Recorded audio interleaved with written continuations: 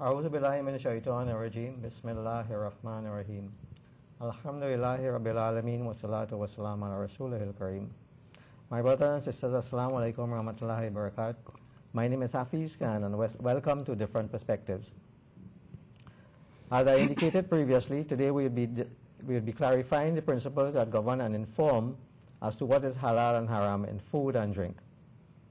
We are all aware that this has become a somewhat contentious issue, to the extent that some are saying in jest that we can only eat dal and rice now. I have had a request to have this situation addressed in this program so that Muslims in TNT can have proper clarification rather than fatwas of convenience. A few weeks ago, I contacted Dr. Wafi Muhammad on this matter, who indicated that because of the importance of this issue, he would like to have other scholars involved to ensure it is dealt with as comprehensive a manner that was possible.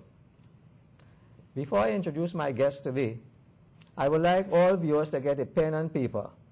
This would allow you firstly to write down the email and phone numbers and to send in your, or call in your questions, as we will be doing discussions today and not taking calls. Secondly, you will be able to record the Quranic ayahs that would be referred to so that you can check them yourselves. So today I have with me three esteemed scholars as guests. Firstly, I have on my left Sheikh Mohammed Munaf. Assalamu alaikum. Wa alaikum assalam wa rahmatullah. Secondly, in the center I have Maulana Siddiq Ahmad Nasser, well known and needs no introduction. Assalamu alaikum. Wa alaikum assalam wa rahmatullah. And thirdly, I have Dr. Wafi Muhammad. Again, no introduction is needed in Trinidad. Assalamu alaikum. Wa alaikum assalam.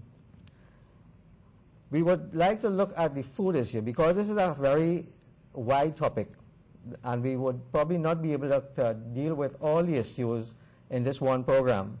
So we are hoping that whatever we did not cover in this program, we would probably have a subsequent program where we'll deal with those issues.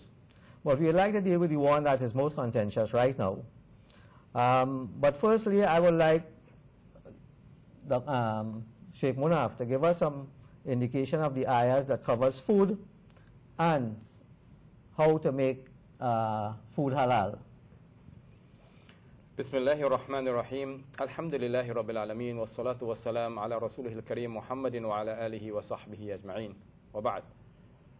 There are many verses actually from the glorious Quran that talks about the food and halal, and especially with regards to animal. If we could look, for example, in chapter 5 of the glorious Quran, Allah subhanahu wa ta'ala mentions to us in ayah number 5 of that surah 5, Surah Al-Ma'idah, he says, أعوذ بالله من الشيطان الرجيم بسم الله الرحمن الرحيم حرمت عليكم الميتة والدم ولحم الخنزير وما أهل لغير الله به والمنخنقة والموقوذة والمتردية والنطيحة وما أكله السبع. And the verse continues. It basically, this verse, if you can, get a Quran and you can see it for yourself, that Allah subhanahu wa ta'ala has prohibited certain types of food, and amongst them are the animals that are dead. That means they were not slaughtered Islamically according to the conditions and the rules that are pertinent to slaughtering, which I hope inshallah we'll discuss on today's program. But if an animal is dead just like that for whatever reason and it was not slaughtered, then this is haram, it is prohibited for us. And it also mentions blood. We are not allowed to consume blood. Whether you take it in liquid form or you fry it or whatever you do it, it's not allowed for us to consume that. And likewise, the meat of the swine, we are not allowed to consume that. And what has been slaughtered, not mentioning the name of Allah subhanahu wa ta'ala, what has been slaughtered to idols and so on.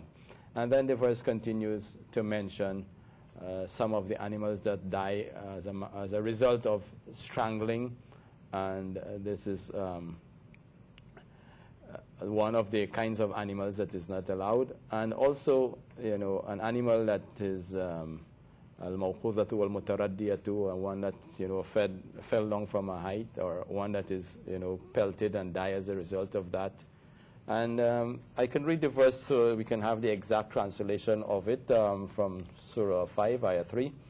It says, "Forbidden to you for food are dead meat, blood, the flesh of swine, and that which has been invoked the name other than Allah, and that which had been killed by strangling, or by a violent blow, or by headlong fall, or being gored to death, and that which has partly been eaten by a wild animal, unless you're able to slaughter it in due form."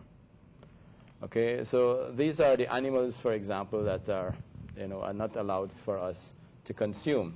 And that is one of the quotations. Also in the same surah, Allah subhanahu wa ta'ala has mentioned, "Uhilla lakum at-tayyibat. Al-yawma uhillu lakum at-tayyibat." Today, all of the good things are made halal for you. And this is a general term. At-tayyibat means everything that is good, because the things that are halal and permitted for us, they are so many that really it's so many that we cannot really enumerate how many things are halal for us. Hence the reason the things that are prohibited has been mentioned there in that particular verse. Also, if we look at Surah 5 again, Ayah 4, Allah subhanahu wa ta'ala, He tells us, وَيَسْأَلُونَكَ مَاذَا أُحِلَّ لَهُمْ قُلْ أُحِلَّ لَكُمُ الطَّيِّبَاتِ. So if you read from chapter 5, verses 3, 4, and 5, we have the details that Allah subhanahu wa ta'ala mentioned to us, what are halal. So the whole thing about food generally, we have chapter 5, verses 4 and 5, both of them talking about what is halal for us. And with regards to animal, there are more details mentioned, for example, in chapter 6, verse 121, وَلَا تَأْكُلُوا مِمَّا لَمْ يُذْكَرِ اسْمُ اللَّهِ عَلَيْهِ. Don't eat from what Allah's name has not been mentioned. All right, so those are some of the verses that we can look at briefly as we start off. Now to look at the verse that deals specifically with the method of slaughter, generally. And then we could probably look at the details of that.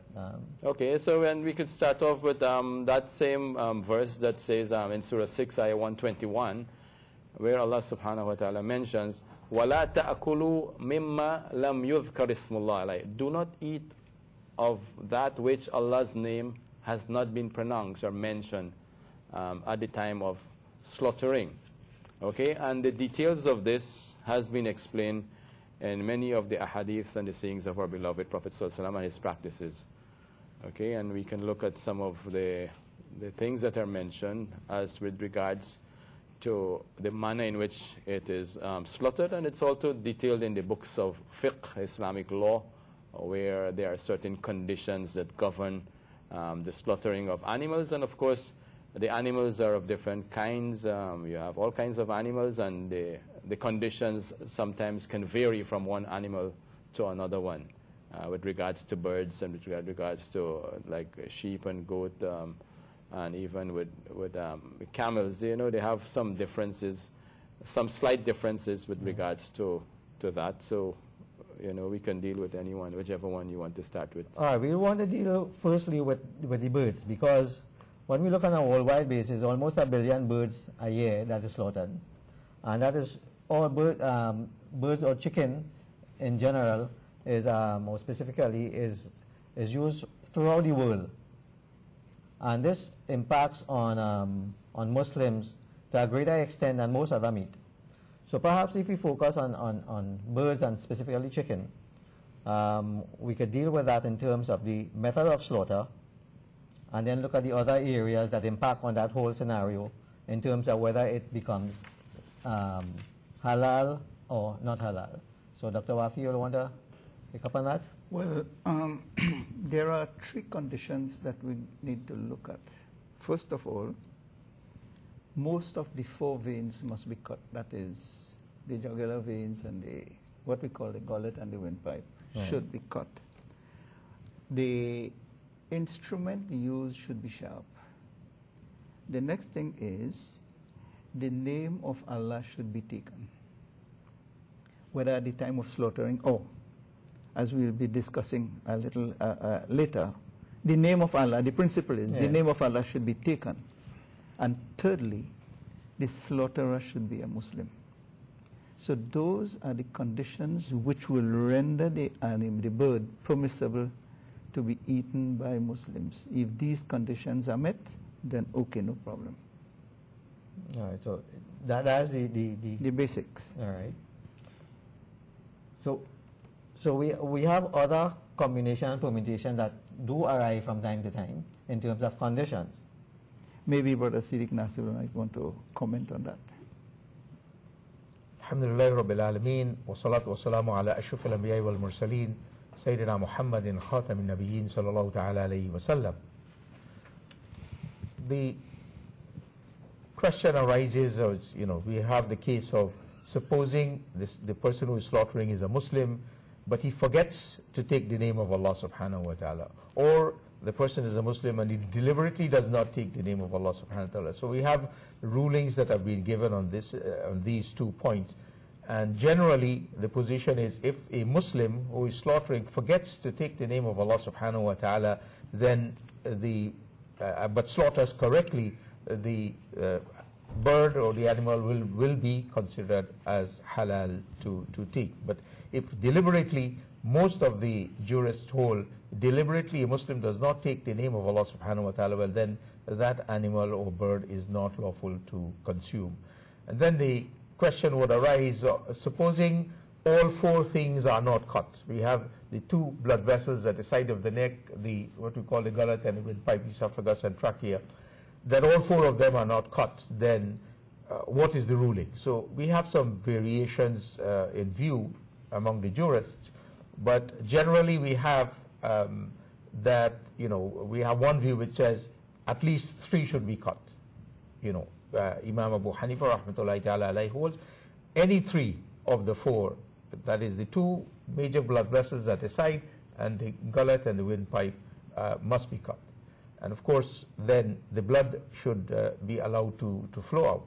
Now, of course, one condition which is understood is that the bird or the animal should not be dead before the slaughtering. It should be alive, and that comes into consideration when we take the question of stunning before slaughtering. And the other condition is the blood should flow. Yes, the blood should flow out, yes.